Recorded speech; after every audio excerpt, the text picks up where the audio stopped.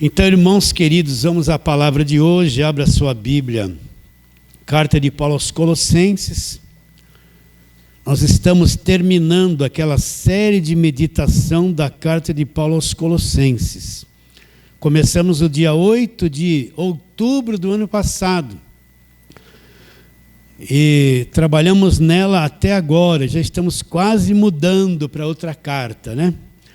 Mas vamos lá, Colossenses capítulo 3, nós vamos ler versos 18 a 25, ou a 4, ao capítulo 4, verso 1. Então acompanha direitinho, acha aí, né? Eu quero que você acompanhe a leitura da palavra de Deus. Vou ler verso 18, Colossenses 3, 18. Esposas, sede submissas ao próprio marido, como convém no Senhor.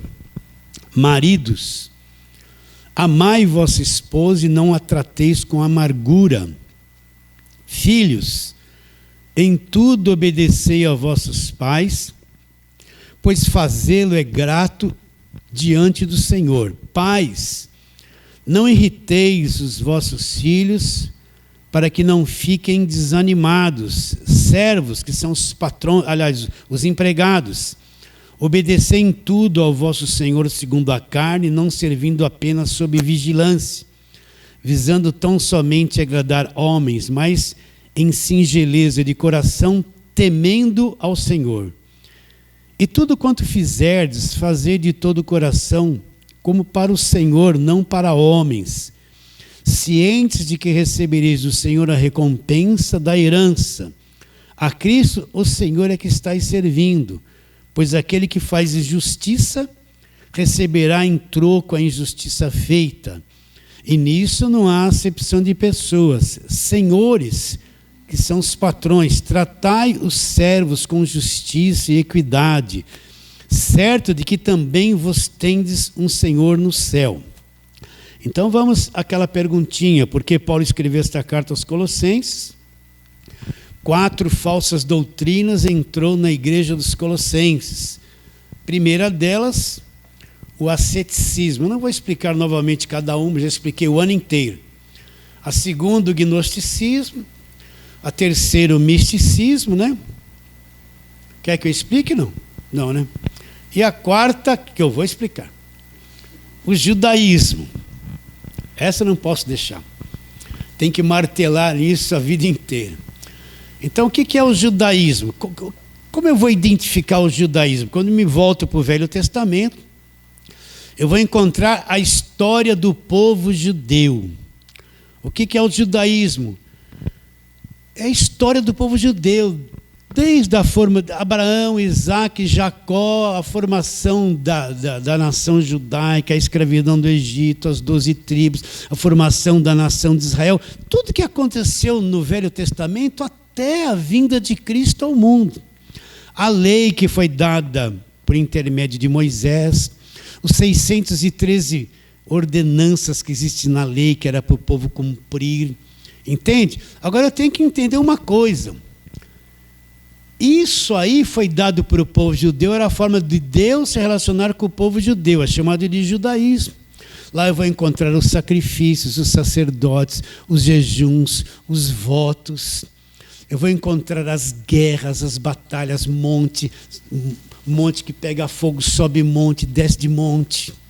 Quando Deus vai dar as leis, em Êxodo 20, ninguém podia chegar no monte, porque o monte estava fumegando e tinha fumaça, aquela coisa e relâmpagos, né?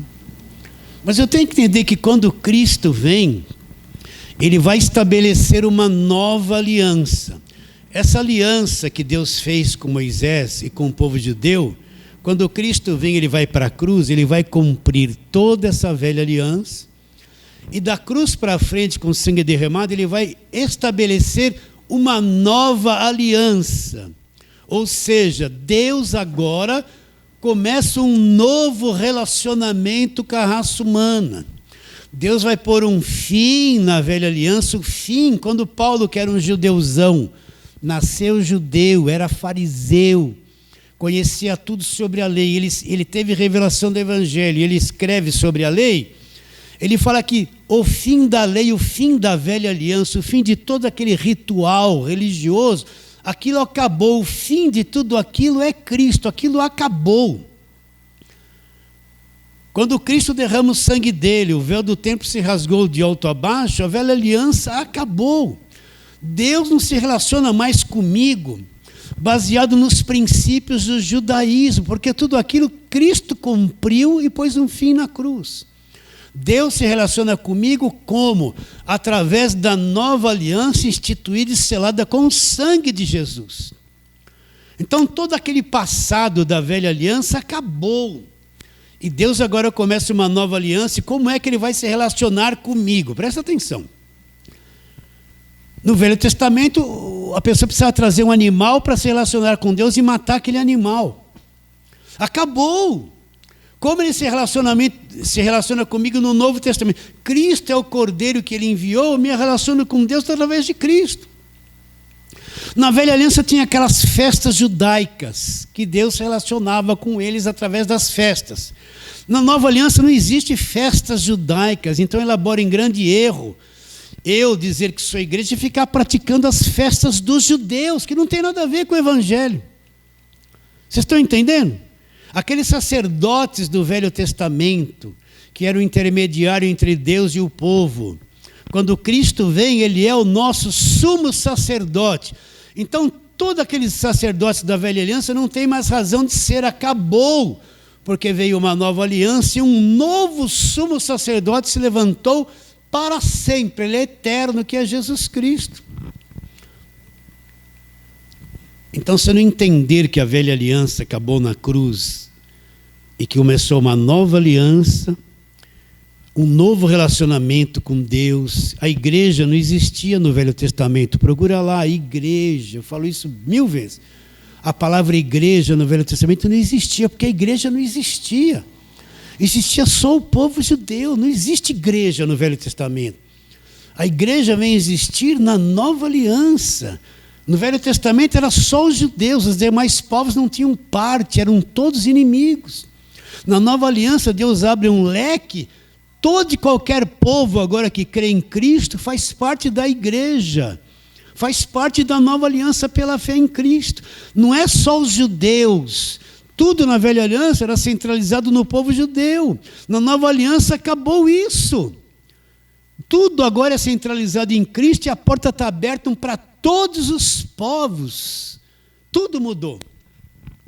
Na velha aliança, para mim me chegar a Deus, eu tinha que matar um animal, fazer um sacrifício, derramar um sangue, passar para ele os meus pecados, para mim ser perdoado. Eu não tinha acesso a Deus direto, eu dependia de um homem para me chegar a Deus. Na nova aliança, Cristo derramou o sangue dele, removeu a velha aliança. Na nova aliança eu tenho acesso direto a Deus. Você não precisa de objeto orado para você chegar a Deus, não precisa de coisa feiticeira, agorada, salzinho grosso, rosinha. Isso é tudo uma mentira, uma feitiçaria, é fetiche. Assim como no catolicismo tinha medalhinha de Aparecida, cruzinha, rosário, trouxeram essa macumba para dentro da igreja e você vê uma pessoa que tem acesso direto a Deus acreditando numa rosinha morta, murcha, que vai libertar a casa dela. Na nova aliança, eu tenho acesso direto a Deus. Na velha aliança, o profeta era importante, o sumo sacerdote, os homens dependiam dessa gente. Na nova aliança, eu não dependo de profeta, não dependo de pastor, não dependo de apóstolo. Eu tenho a minha fé, eu tenho acesso direto a Deus. Eu não preciso de um apóstolo que faz, por favor, põe a mão em mim. Besteira, é um princípio da velha aliança depender de um homem. Na nova aliança, eu tenho acesso direto a Deus. Eu, quando oro, Deus ouve o caminho, um novo e vivo caminho foi aberto. Agora, se eu não entender isso, eu fico com aquela... Você vê uma igreja que fala que crê em Cristo, escravizada com a mentalidade arcaica, que o próprio Deus pôs um fim na cruz. De onde vêm as falsas doutrinas? Não vou dizer assim, o espiritismo, o catolicismo. Não, da igreja mesmo. De onde vêm as falsas doutrinas? Tudo do Velho Testamento. sacrifícios, votos, você é obrigado a dar dízimo se você não é ladrão, você tem que fazer. De onde vêm as falsas doutrinas que escravizam o povo? Tudo do Velho Testamento, é a prática do judaísmo. Tudo vem dali. Então isso entrou na igreja dos Colossenses também. E se eu não entender, isso é o ponto de divisão dentro de mim. Se eu não entender que o velho acabou na cruz, eu estou no novo, num novo relacionamento com Deus, então eu vou viver debaixo de um judaísmo cristão, escravizado pelas doutrinas que o próprio Deus que as deu, pôs um fim nelas na cruz. Está bem definido isso? Então, o asceticismo, gnosticismo, misticismo, judaísmo, são 4 falsas doutrinas que entram na igreja dos Colossenses. E Paulo escreve esta carta para combater essas heresias e trazê-los de volta à fé na pessoa de Jesus Cristo e naquilo que ele fez na cruz. O que uma falsa doutrina faz dentro da igreja? A primeira coisa que a falsa doutrina faz é esconder a obra da cruz e pôr sobre você um monte de jugo que você tem que pagar preço para fazer. A falsa doutrina apresenta um Deus de troca, um Deus de comércio, um Deus de barganha. É um Deus que para fazer alguma coisa por você, primeiro você tem que dar dinheiro para Ele. Primeiro você tem que dar para Ele. Aí Ele vai avaliar o que você deu para ver se te devolve com um pouquinho a mais. É um Deus que qualquer coisa eu tenho que pagar um preço, eu tenho que fazer um voto, eu tenho que fazer um sacrifício, eu tenho que fazer uma campanha. Ele está sempre esperando coisas que eu faça. Se eu não fizer, Ele não gosta de mim. Se eu tiver muito dinheiro para dar, Ele vai gostar. Eu tenho que dar meu tudo, meu melhor, meu sacrifício, meu trízimo, né? Se eu não tiver, Deus não vai gostar muito de mim, Ele não vai me abençoar, Ele só abençoa quem dá mais. Né? É um Deus de troca. Ele olha para mim, não tem nada na mão, ih, você não está com nada, você não está com nada. Está dando muito pouco, só R$10, R$1, né? Não, você tem que dar muito dinheiro. Se quiser muita coisa, tem que dar muito. Você vê um monte de gente escravizada com essa mentalidade dentro da igreja, sofrendo e não conhece o que é o Evangelho da graça de Deus. Vocês estão entendendo isso? Né? Então é um tempo perigoso que eu preciso entender o que é o Evangelho da graça de Deus. Então Paulo escreveu essa carta para trazer a mente deles de volta. E o que a falsa doutrina faz? Ela esconde o que foi feito na cruz. Ela não centraliza a obra de Cristo perfeita. Ela centraliza tudo no homem, o que você tem que fazer, o preço que você tem que pagar, o sacrifício que você tem que fazer, o monte que você tem que subir, a roupa que você tem que pôr. Tudo é cobrado de você o tempo todo. Não depende de Deus, depende de você. E se você der uma mancadinha nessas coisas, Deus não vai com a tua cara, porque você falhou. Então enche a pessoa com uma mentalidade de escravidão religiosa, cobra muito, muito dela, além do que ela pode fazer. E cria uma consciência de condenação. Quem vive debaixo de peso assim, está sempre se sentindo condenado, não tem certeza de salvação, não tem paz, vive em guerra, tudo é o diabo, tudo é guerra, tudo é o diabo, vive em guerra. A esposa que tem essa mentalidade tem dificuldade de ter paz com o marido, vive quebrando pau, e o marido com a esposa é a mesma coisa, é a família em confusão. Está bem claro isso na sua mente? Então, o Evangelho destampa essas coisas, ele mostra tudo que precisava fazer para mim ser salvo, liberto, abençoado, não foi eu que fiz e nem vou fazer, Ele fez por mim. Compete a mim agora crer, e Deus na minha vida vai dar a experiência de que a palavra da verdade e o Evangelho é real, ela vai se cumprindo na minha vida na medida que eu vou crescendo no conhecimento e na graça do Senhor Jesus Cristo. Depois, no capítulo 3 em diante, Paulo vai tratar sobre a nossa natureza terrena. Então, uma das primeiras coisas que eu tenho que aprender é que eu possuo uma natureza maligna, uma natureza terrena, que na Bíblia chama de carne e natureza maligna, natureza terrena. Eu sou uma pessoa defeituosa. Depois eu herdei um defeito do Adão, eu herdei o pecado dele. Eu morri por causa disso, nasci morto neste mundo com relação a Deus. Eu tenho uma natureza diabólica, maligna, eu quero fazer tudo que é certo, eu falho e acabo fazendo tudo que é errado. nós lemos uma lista de coisas das obras da carne, o que é? Avareza, prostituição, ira, discórdia, dissensão, facção, desejo maligno, depravação, um monte de coisa que a tua carne produz totalmente. Essa tua natureza terrena é contra Deus. Ela não se submete a Deus e ela quer fazer tudo aquilo que é contrário a Deus. Não é um demônio. A pessoa está com vontade de adulterar, não é um demônio do adultério, é a carne, a natureza dela, essa coisa chamada carne, maligna, que quer adulterar, que quer cobiçar, que mente, que engana, que tem ira, que tem raiva, que falha todo dia. Então, no capítulo 3 para frente, Paulo mostra que nós temos a nossa grande batalha contra aquilo que nós somos, o defeituoso que somos.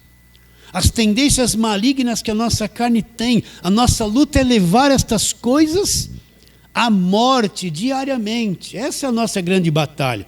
E o que essa carne produz, eu já expliquei, não são demônios. Vamos ler a listinha lá? Gálatas 5, vamos lá, volta um pouquinho.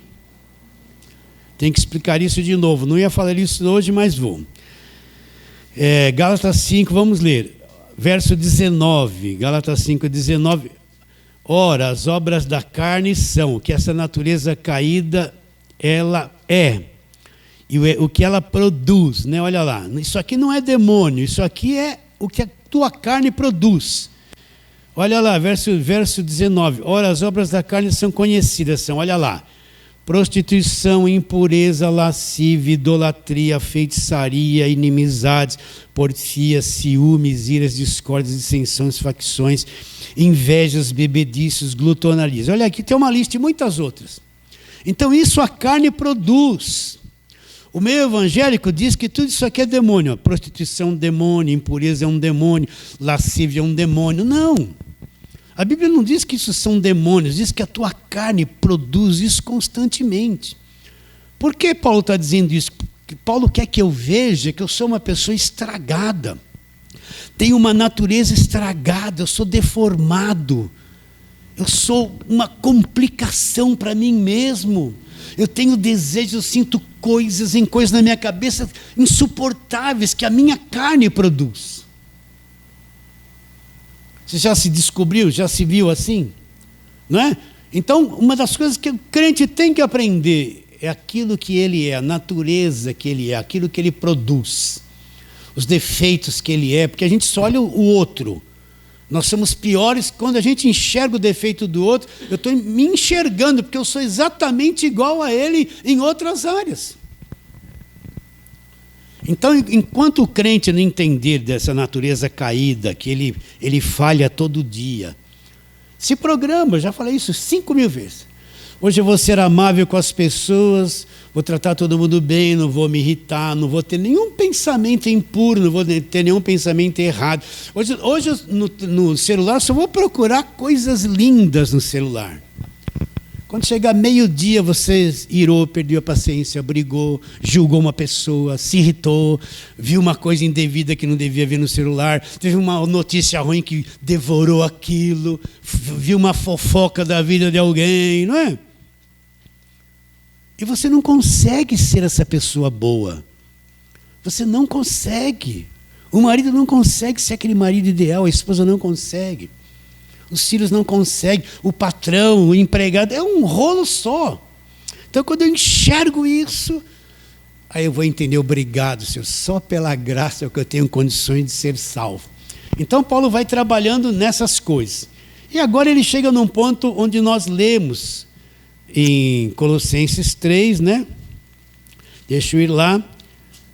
E ele fala agora sobre... Ele entra na família, que é uma coisa muito importante.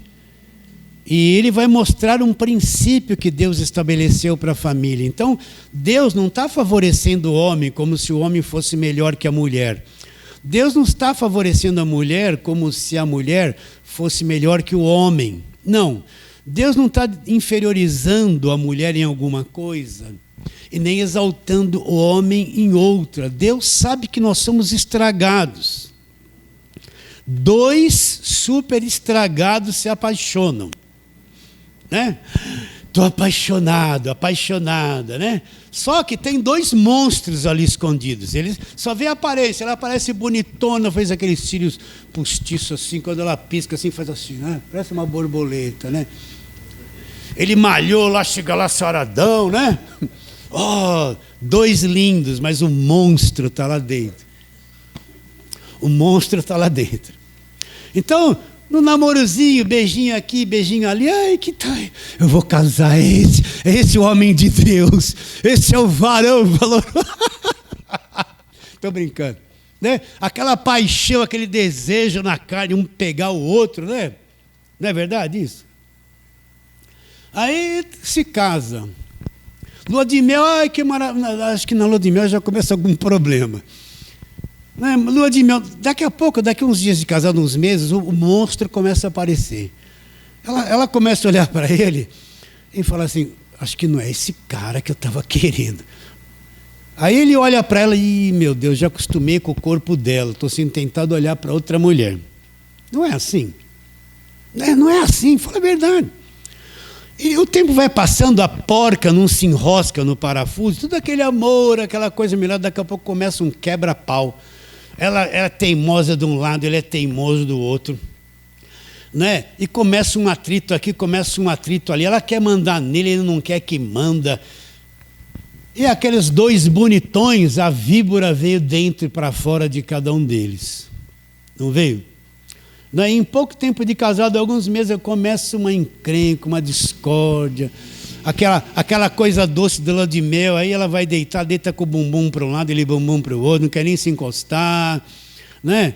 E começa, ela chega para mãe, não é possível, mãe. Eu quero ir na casa da senhora, mas ele não quer me levar, mãe. A mãe vai dizer assim, não, esse cara não é muito bom, filho, não deixa, briga com ele, você tem que vir em casa, né?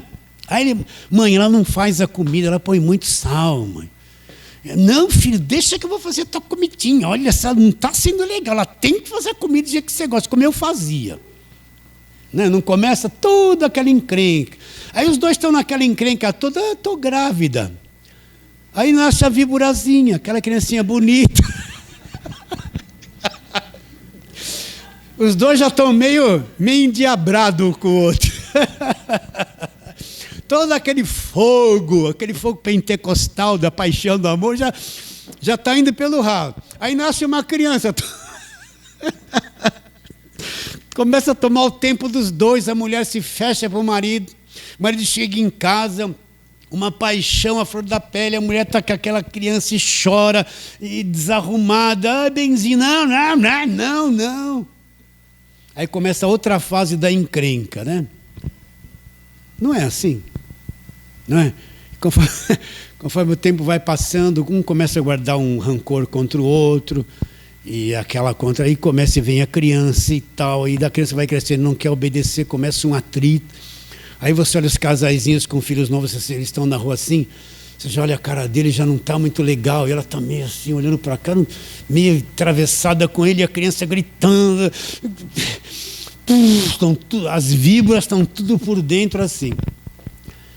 E você vê quanta destruição, não leve a mal que eu estou falando isso meio brincando, quanta destruição na família, quanta separação, quanto filho atrapalhado, quanta mulher atrapalhada, quanto crente atrapalhado. Então tudo na igreja, oh, glória, aleluia, aleluia, Jesus, rabababalababambarababá, né? Cheio do poder. Em casa é um fracasso, não tem poder nenhum. E isso vai crescendo. E começa muito conflito dentro de casa entre marido e mulher. Às vezes se torna em pontos insuportáveis, mesmo sendo crente, não consegue conviver mais. A cabeça não bate. É uma discórdia. Vocês entendem essa linguagem ou não? Né? Isso faz parte do evangelho? Faz. Então Deus, para proteger a família, repare bem, Ele está falando isso para crente.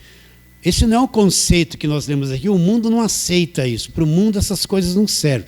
Mas é para o crente, aquele que é salvo, que tem a graça de Deus no coração, que está tendo entendimento. Então, para a proteção da família, tanto do marido quanto da esposa e dos filhos, Deus estabeleceu um princípio para a família ter um objetivo.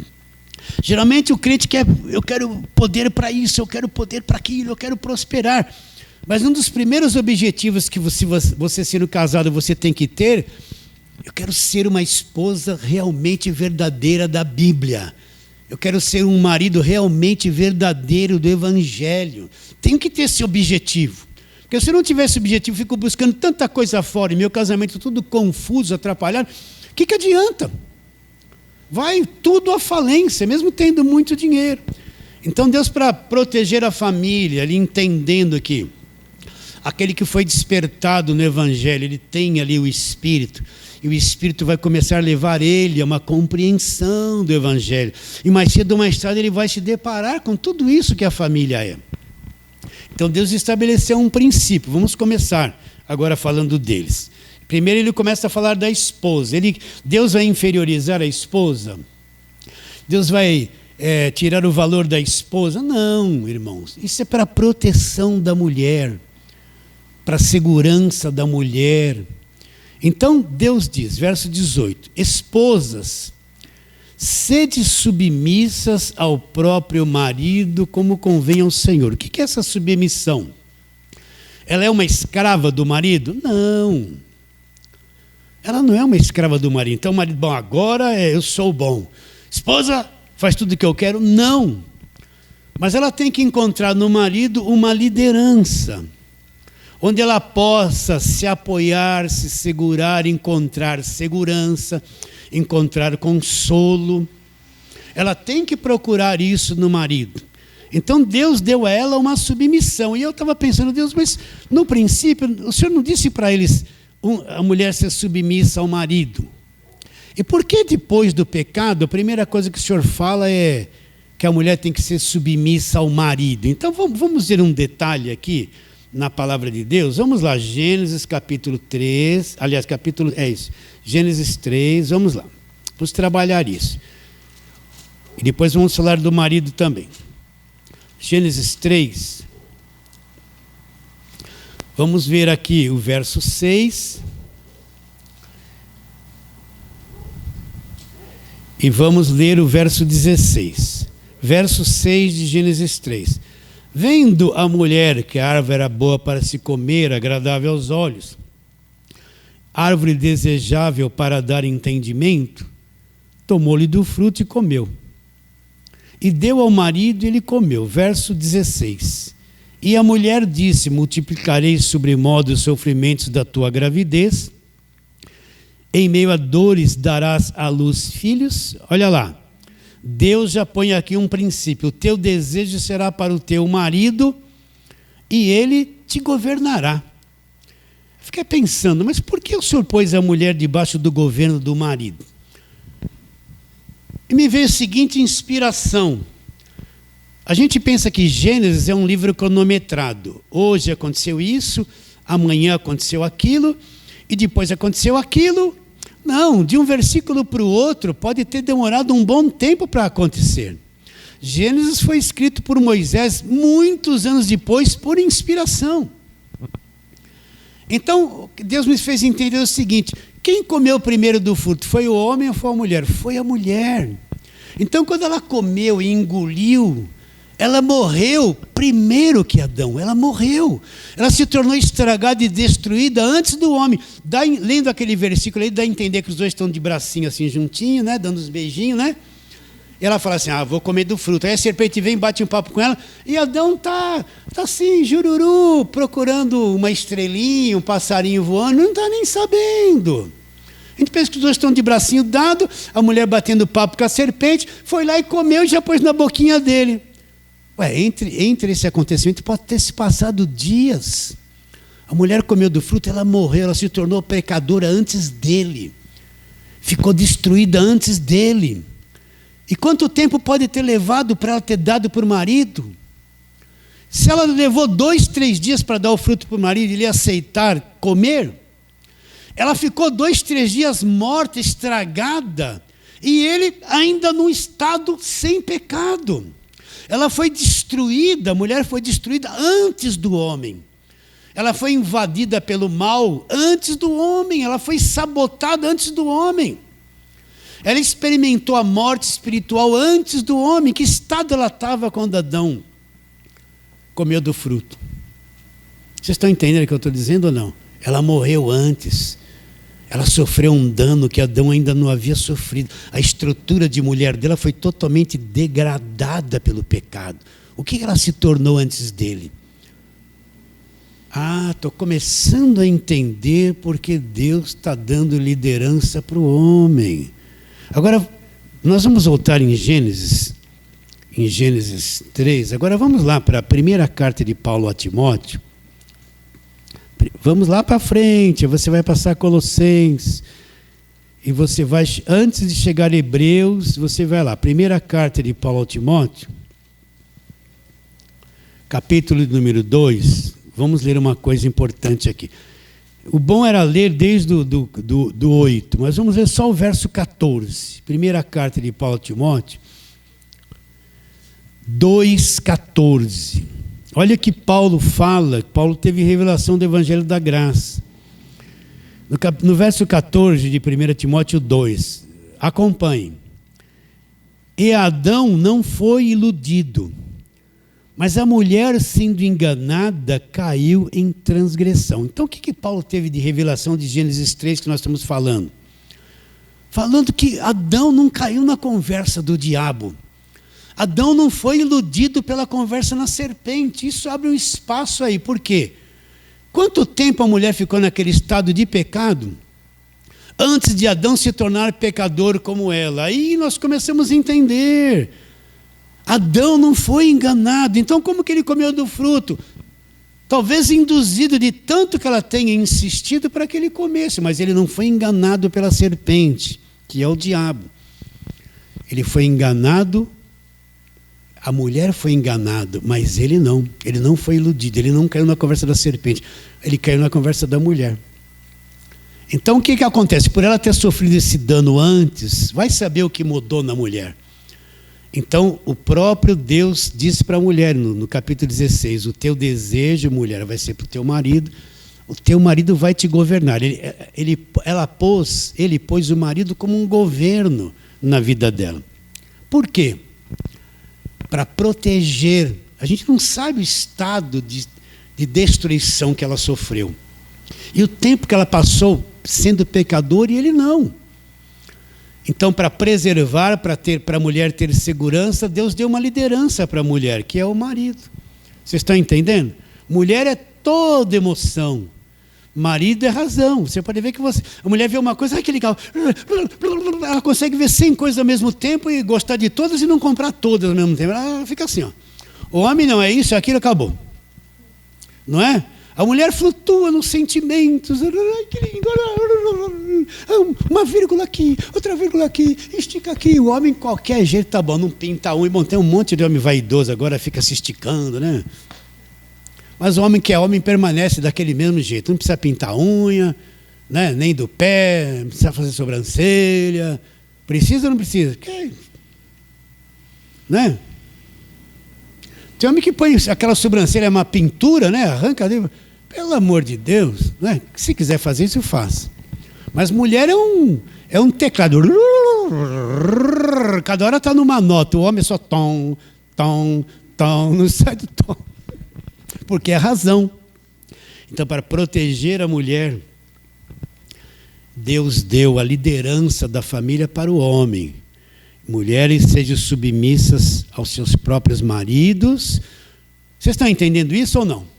Isso é evangelho da graça de Deus. Vamos agora trabalhar nisso aqui, em Efésios capítulo número 5. Volta lá, você está em 1ª e 2ª Timóteo, vai voltando da Efésios. Vamos ver aqui o que Paulo ensina a respeito disso. Duas coisas que o pastor atualmente faz mais ir no cemitério fazer velório. Mas outra também fazer casamento. Esse é um texto de casamento para ensinar o casalzinho novo, né? Então, Efésios capítulo 5, vamos ler a partir do verso 22 e trabalhar nessas coisas aqui. Efésios 5, 22. As mulheres sejam submissas ao próprio marido como ao Senhor. Então, o que Deus pede para a mulher? Presta atenção. Às vezes a mulher, eu quero fazer tudo que Deus, eu sou tua serva. Eu quero me submeter a Deus. Eu quero fazer tudo que Deus quer. Eu sou submissa a Deus. Mas quando chega para o marido, ela é uma capeta para o marido. Ela não é?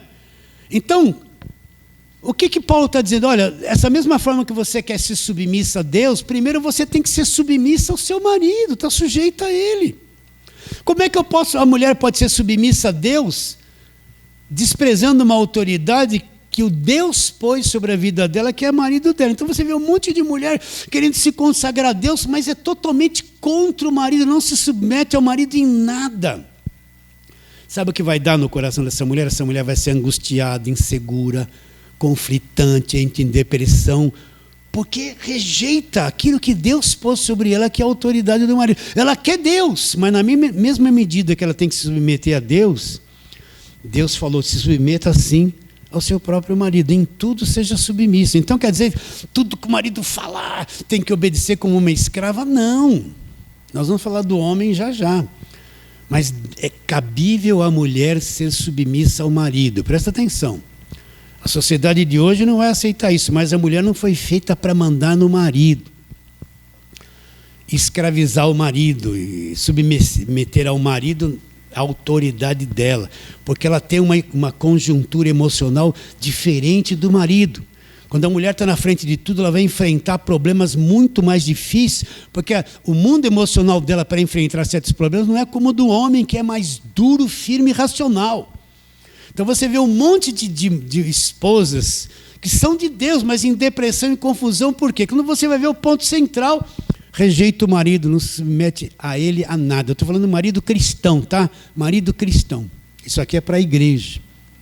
Então, para que a mulher seja protegida, né, nos problemas, nas áreas difíceis, o homem toma a frente e é como escudo para a mulher, porque tem coisa que o homem tem que tomar a frente, não a mulher, para trazer proteção para a mulher e para a família.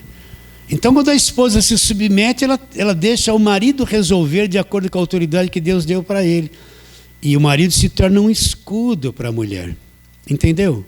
Se torna um lugar de proteção para a mulher. Então, a mulher que é sábia, que conhece o Evangelho e aprende, veja bem, se submeter ao marido não é uma questão assim, a partir de hoje, benzinho, vou me submeter. Não vai, a víbora está aí. Fazer morrer a vossa natureza terrena. Então é um trabalho. A mulher quer ser uma mulher consagrada a Deus. Não adianta ir lá na reunião das mulheres, aleluia, glória a Deus, receba. Tudo isso é besteira. Se ela chega em casa e nega tudo que a palavra de Deus diz, é uma insubordinada, não tem poder nenhum no que ela fala. Você vê um monte de missionária, mulher pregadora, que fala de família, nem casada é, não sabe que é ter um marido, não sabe nada, não tem nenhuma autoridade para falar de família, fica revelando, atrapalhando a vida dos outros. Não sabe nada. Às vezes a mulher quer ser mulher de oração e tal, mas é insubmissa ao marido. Que autoridade ela tem na oração que ela faz? Deus vai ouvir? Vai. Mas Deus vai apontar, olha lá teu marido, você largou ele, você não se submete, é rebelde contra ele em tudo. Como está a vida íntima com ele, né? Entende? Vocês entendem? Tudo atrapalhado. Meu marido tem demônio, é endemoniado. Vai nessas igrejas aí de campanha, falou do marido é um endemoniado para a mulher, na hora. Sim ou não? Então, para proteger a mulher, proteger o mundo emocional dela, ela precisa da liderança de um marido, ela precisa. Porque Deus submeteu ela a isso. Ela não é uma escrava que tem que obedecer o marido 100%, ser um capacho do marido. Não. Mas ela deve uma submissão, um reconhecimento diante do marido. Quanto mais ela fizer isso, mais sábia ela vai ser, mais espiritual, mais o evangelho vai se abrir diante dela. Ela vai adquirir uma posição firme, madura, segura. Você pode ver que uma mulher que é submissa ao marido encontra o marido como um cabeça. Ela é uma mulher segura, ela vai se esconder nele na hora da adversidade, porque o marido vai ser o escudo dela, né? Fazer morrer a vossa natureza terrena. Então uma mulher assim não nasce da noite para o dia. É um trabalho que ela vai entendendo o evangelho, vai fazendo morrer a natureza terrena, vai aceitando o marido. É um trabalho de construção de anos, até que ela vá amadurecendo ela se torna aquela esposa preciosa que aprendeu a fazer em silêncio diante dele. Ele fala, ela fala B, C e D o tempo todo, né? Entende? Afronta o marido o tempo todo. Isso faz mal para a mulher. Faz mal para a família, faz mal para os filhos, para o relacionamento. Vocês estão entendendo ou não? Hein, irmãs? Os homens estão todos assim, é isso mesmo, glória a Deus, né? Agora vamos pegar vocês também. Vamos pegar vocês de jeito. Então vamos ler, olha lá. 22. Mulheres, sejam submissas ao próprio marido como ao Senhor. Porque o marido é o cabeça da mulher, como Cristo é o cabeça da igreja, sendo este mesmo o salvador do corpo. Como, porém, a igreja está sujeita a Cristo, assim também as mulheres sejam em tudo submissas ao próprio marido. Marido crente, né? Se você vai conversar com uma esposa que é crente, o marido não, então tem um monte de critérios que você vai ter que ensiná-la como proceder. Porque se ele chegar com uma garrafa de cachaça desse tamanho e falar, beba inteirinha, vai ser difícil ela ser submissa a isso diante dele. Vocês estão entendendo? Então, tudo isso é de uma ótica de que o marido é um cristão e a esposa é uma cristã, salvos pela graça, entende que é família, que é o evangelho. Está claro nisso? Então, da mesma forma que a mulher quer ser submissa ao Senhor, ela deve uma submissão no mesmo nível ao marido. Então não tem essa da mulher, eu me rendo a Deus, me consagro, eu sou submissa a Deus. Essa mesma medida ela tem que querer ser submissa ao marido. Isso vai facilitar a vida dela para manter uma comunhão livre e abençoada com Deus, porque a pessoa quer Deus e o marido que se ferre. Não é verdade? A gente vê muito disso no meio evangélico, na família cristã, dentro da igreja. Está claro? Isso é só uma coisinha por cima, né? Mulheres, vocês ouviram isso? Mulheres da internet ouviram isso? Homens estão todos contentes. Agora vamos pegar os homens, vamos? Ainda tem tempo. Agora, versículo 25.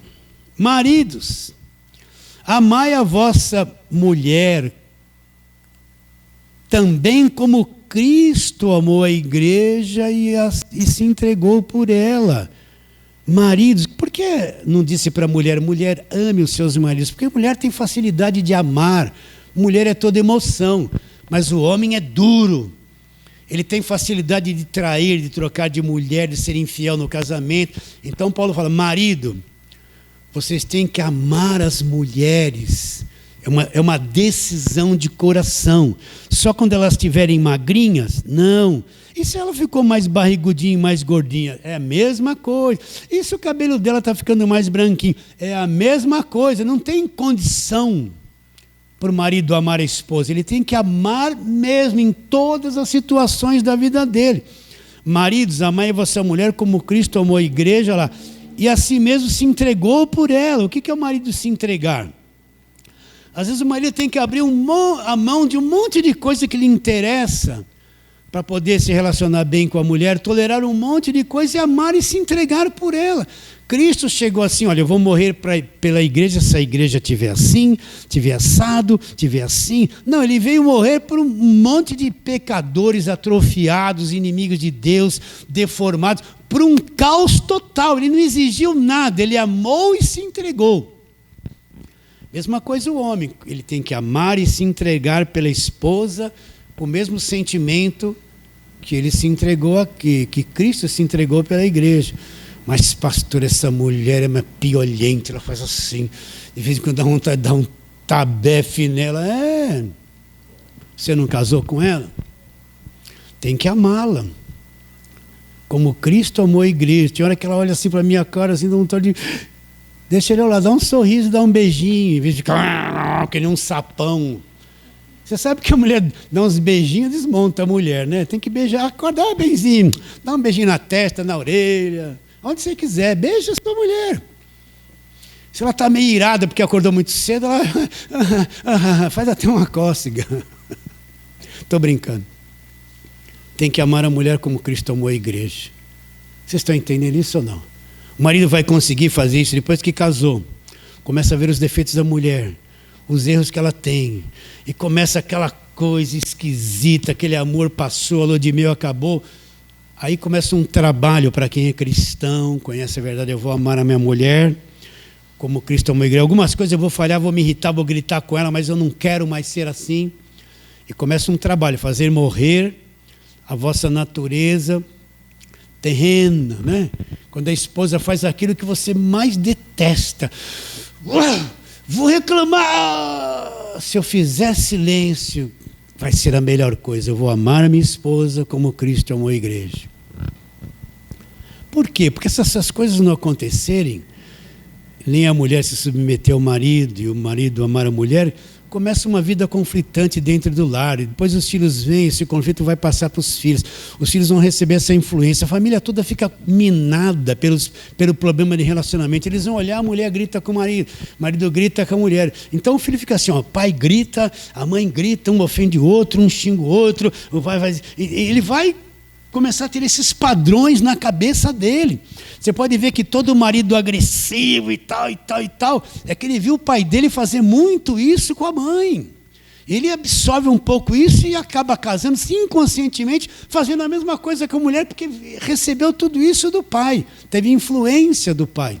E a mulher que é contra o marido o tempo todo, você vai ver que muitas vezes a mãe ficava juntinho dela e sempre punha ela contra o pai que era o carrasco, a mãe sempre boazinha, e a mulher se gruda na mãe e fica vendo o pai, casa, depois começa a fazer a mesma coisa com o marido, porque trouxe aquela liçãozinha da mãe que não entendia nada.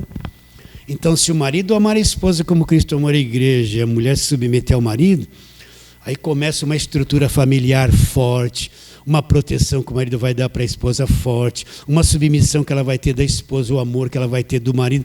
Isso é evangelho também, fazer morrer a natureza ruim, porque todos nós somos ruins. Somos ou não somos? Vamos um pouquinho mais para frente? Nem começamos a falar do marido ainda, né? Ah lá. Marido, verso 25, amai vossa mulher como Cristo amou a igreja, assim mesmo se entregou por ela, para que a santificasse. Para que a santificasse. Então, quanto mais o marido amar a mulher e ter uma vida limpa, ele vai levando a esposa com ele e vai trazendo santificação, uma vida correta. O que é santificação? É separação daquilo que é ruim. Ele vai levando a mulher a separação daquilo que é ruim, vai santificando a mulher para ele. Continua a leitura. Para que a santificasse, tendo-a purificado por meio da lavagem da água. A lavagem da água é a palavra que lava. Para apresentar a si mesmo igreja gloriosa, sem mácula nem ruga, nem coisa semelhante, porém santa e sem defeito. Assim também, os maridos devem amar a sua mulher como seu próprio corpo. Quem ama a sua esposa, a si mesmo se ama. Então, conforme o marido vai amando a esposa, vai tratando ela bem, vai santificando ela, aí vem o retorno, não é? Qual é o retorno? O retorno que ele vai apresentar ela para ele. Uma mulher limpa, santa, agradável. Então, quanto mais o marido ama a esposa, ele está amando a si mesmo. Por quê? Porque uma esposa amada, trabalhada pelo marido e tal, é um retorno. Ele vai apresentar ela para si, limpa, santa. Entende isso? Então, é um retorno. Quanto mais ele amar a mulher, fazer o trabalho dele de cabeça, de líder, ser firme, né? O problema é que muitas vezes o homem não é muito firme. É meio assim, né? Tem que ser firme, o homem de Deus firme. Entendeu? Sou marido firme. Você dá a moleza para a esposa, ela pensa que ela manda. Mas na hora da batalha o marido está ali segurando tudo. Aí ela vem, encontra a segurança no marido. Então, quando o marido investe na esposa, vem o retorno para ele. Ele vai apresentar ela para si mesmo, uma esposa abençoada, sem mancha. Vocês estão entendendo? É o dar e o receber. Essa é a nossa função. E depois tem outra. O amor não é só uma coisa do sexo da carne. É a amizade, o companheirismo de anos, a convivência, o relacionamento. Um vai cedendo aqui, outro vai cedendo ali. Eu já descobri que quanto mais você ceder é melhor. Quanto mais você não quiser ter razão e só você que acha, é melhor. Tanto para a mulher quanto o marido. E quando a batalha vem, o homem toma a frente, porque tem certas coisas na família que só o homem pode enfrentar e lutar e fazer. A mulher não vai fazer e lutar. Em compensação, tem outras coisas que compete à mulher fazer e não ao homem. Então a gente vai se encontrando no amor e na submissão. No amor, e Deus vai mudando a gente por dentro, mudando a mente da gente, como eu estava dizendo, não é só um relacionamento físico. Você passa a ter aquela amizade, aquela comunhão espiritual, conhecer a esposa, e depois de uns anos a coisa vai se encaixando, vai se aperfeiçoando, já não tem mais necessidade de impor nada, automaticamente, espontaneamente, a mulher vai se submetendo, o marido vai amando, vocês estão entendendo?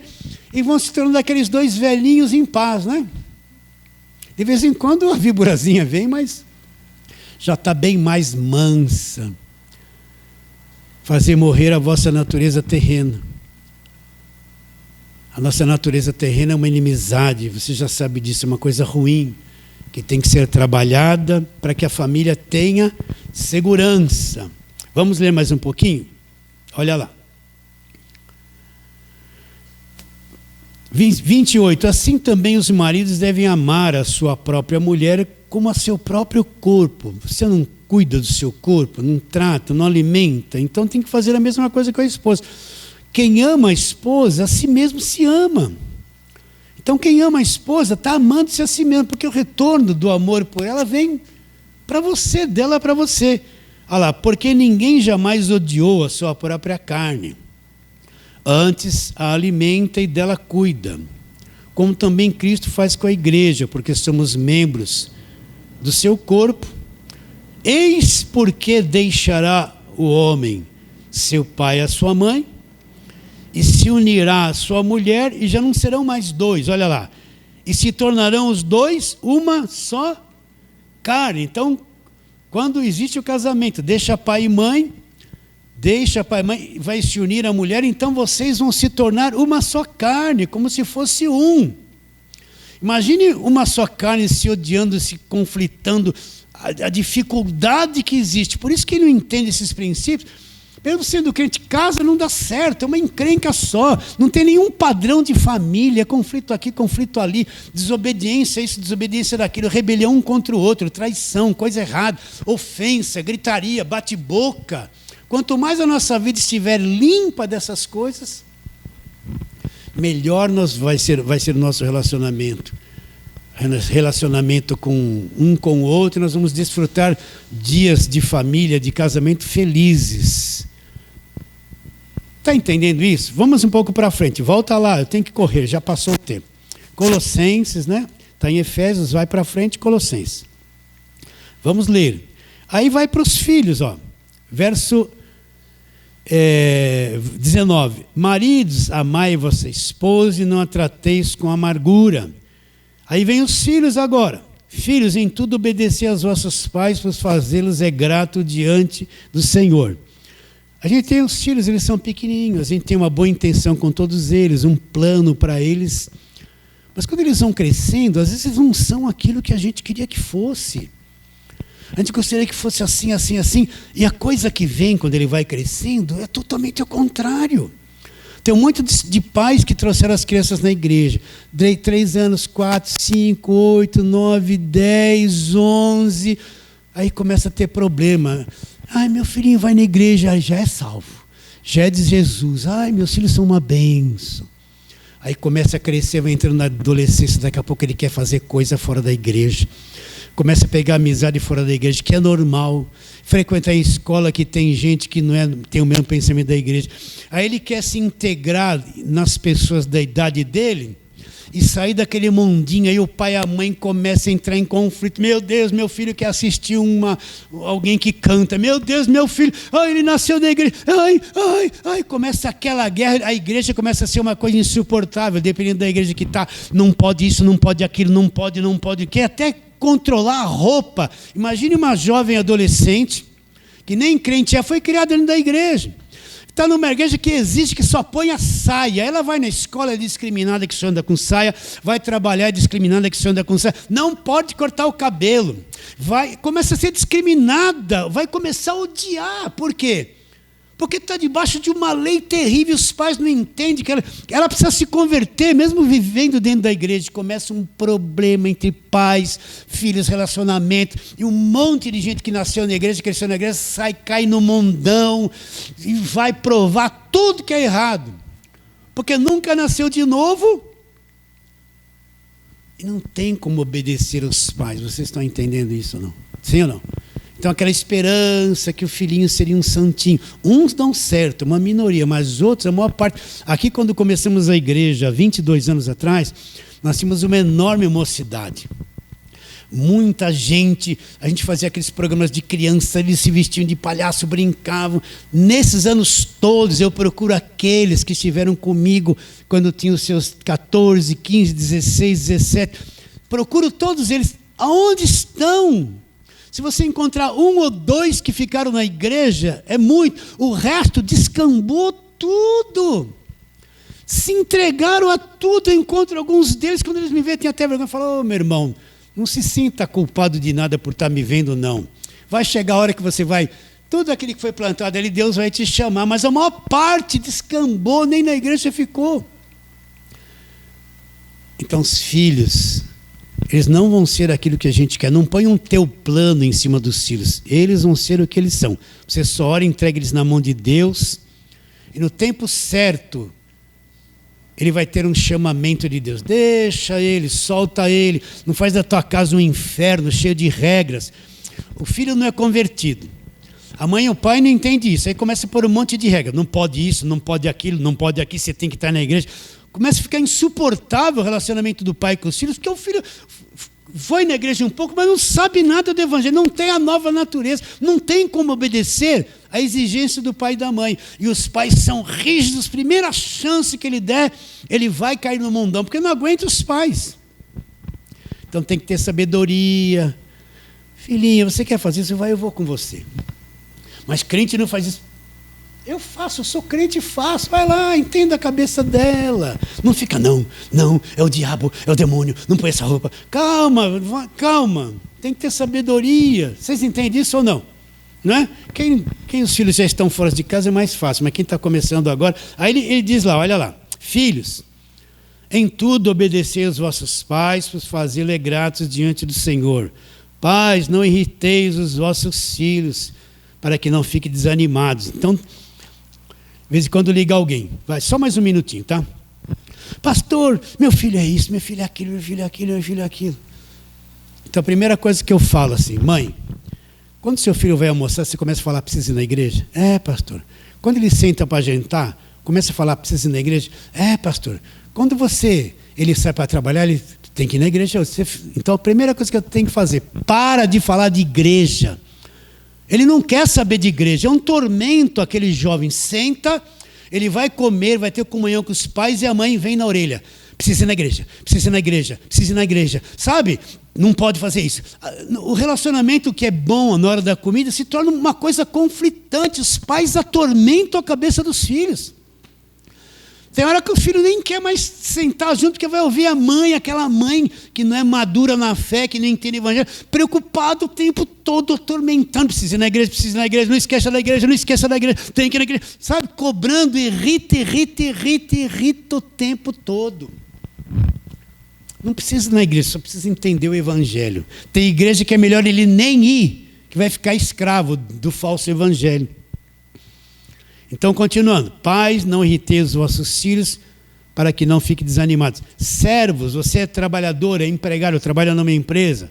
Servos, obedecei em tudo o vosso Senhor, segundo a carne, não servindo apenas sob vigilância, visando tão somente agradar homens, mas em singeleza de coração. É assim que um funcionário tem que trabalhar para o patrão, mesmo que ele seja ruim. Tudo quanto fizerdes, fazei de todo o coração, como para o Senhor, não para homens. Cientes de que recebereis do Senhor a recompensa da herança, a Cristo o Senhor é que estáis servindo. Pois aquele que faz injustiça, olha lá, receberá em troco a injustiça feita.